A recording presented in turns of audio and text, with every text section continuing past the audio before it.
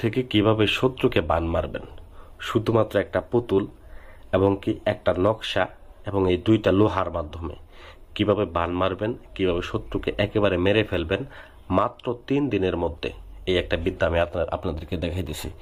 তো একদম হাতে নাতে দেখাবো। পিঠ দেয়ালে থেকে গেছে, তান্ত্রিকের পিছনে ঘুরতে ঘুরতে টাকা খরচ করতে করতে অতিষ্ঠ হয়ে গেছেন। এত টাকা খরচ করলেন, এখন আর কাউকে বিশ্বাস করতে পারতেছেন না যে কাকে দিয়ে কাজ করাবেন।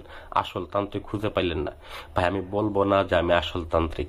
তো মূলত আমার ভিডিও দেখেন, আরো 10 জনের ভিডিও দেখছেন, বুঝতে পারবেন যে আমি কি ধরনের কাজ করি এবং তারা কি ধরনের কাজ করে। মূলত একটা কথাই বলতে চাই, আমি বলবো না যে আপনারা আসেন আমার কাছে আমাকে দিয়ে কাজ করেন। আমি এটা বলবো যে নিজেদের কাজ নিজেরা করেন। এই নকশার মাধ্যমে, এই ভিডিওর মাধ্যমে দেখেন নকশাটা আমি আপনাদেরকে দেখাইতেছি। শুধুমাত্র এই নকশার মাধ্যমে আপনারা কাজ করতে পারবেন। তো যাই হোক ভিউয়ার্স, এই নকশার মাধ্যমে কিভাবে শত্রুকে মাত্র 3 দিনের মধ্যে মেরে ফেলবেন, নিজের কাজ নিজে করবেন। আমাকে দেও করতে হবে না, অমুককে দেও করতে হবে না, তমুককে দেও করতে হবে না। তো তাদের ক্ষেত্রে বলতেছি, প্রথমত এই নকশাটাকে নেবেন, একটা পুতুল বানাবেন। তো পুতুলটা কিভাবে বানাবেন, এটা আপনি মনে করে দেখা গেছে পুরাতন যে মানে কাফনের কাপড়গুলো আছে, কাফনের কাপড় দিয়ে তারপরে ভেতরে কিছু দিয়ে আপনি একটা পুতুল বানায় নেবেন। তো অবশ্যই পুতুলের ভেতরেও একটা তাবিজ ঢুকাইতে হবে এবং লোহার সাথে দেখেন আমি একটা তাবিজ দিয়েছি, দেখেন লোহার সাথেও একটা তাবিজ দিয়েছি। তো এরকম ভাবে আপনাদেরকে একটা তাবিজ দিয়ে নিতে হবে। হ্যাঁ, এবং দ্বিতীয়ত হচ্ছে ওই পুতুলের ভিতরেও একটা তাবিজ দিতে হবে। 2টা তাবিজ লিখতে হবে আপনাদেরকে, 2টা তাবিজ লিখবেন। আর এখানে শত্রুর নামটা ফালান বিন ফালান, ঠিক আছে, শত্রুর নামটা এখানে লিখে দিবেন। লেখা কিন্তু শত্রুর নামটা কিন্তু লেখা ভোলা যাবে না, কারণ শত্রুর নামটা গুরুত্বপূর্ণ। শত্রুর নাম, শত্রুর বাবার নাম এখানে লিখতে হবে, কারণ কাকে কাজ করেছেন চিহ্ন কোথায় পাবেন গেল। তো মূলত দেখেন আমি এখানে আর একটা কাজ করছি, এইখানে দেখেন শত্রুর নামটা আমি ভালো করে লিখে নিছি, ঠিক আছে। এই যে শত্রুর বাবার নাম, শত্রুর নাম সুন্দর করে লিখে নিছি এবং এখানে এই নকশাটা অঙ্কন করছি। এই নকশাটাও আপনি পুতুলের গায়ে অঙ্কন করে নেবেন, ঠিক আছে। অঙ্কন করে নিয়ে 2টা তাবিজ লিখবেন ওই নকশা। তো কাজটা করবেন যে কোনো শনিবার অথবা মঙ্গলবার দিন আসন করে বসবেন, উত্তর দিক হয়ে বসে। আসনে বসার যে একটা ভদ্রতা আছে, ওইগুলা বিশেষ করে আমরা সবাই জানি, পাক পবিত্র হয়ে নেওয়া, পাক পবিত্র জায়গায় বসা।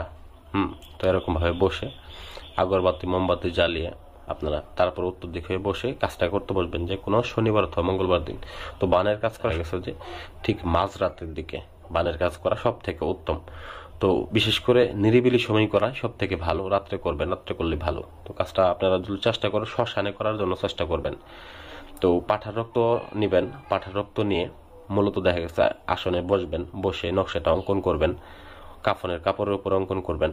অঙ্কন করে সেই কাফনের কাপড়টা পেঁচাবেন ভালো করে। এখন ভরার পরে এটাকে আমি গাছের মধ্যে পুঁতে দেবো, আপনাদের গাছে পুঁতে আমি দেখাবো। গাছের মধ্যে এরকম ভাবে শুধু আমি গেড়ে দেবো, এইভাবে আপনারা গাছের মধ্যে দিয়ে হাতুড়ি দিয়ে, এইভাবে আপনারা গাছের মধ্যে দিয়ে হাতুড়ি দিয়ে বেঁধে দিবেন, ঠিক আছে।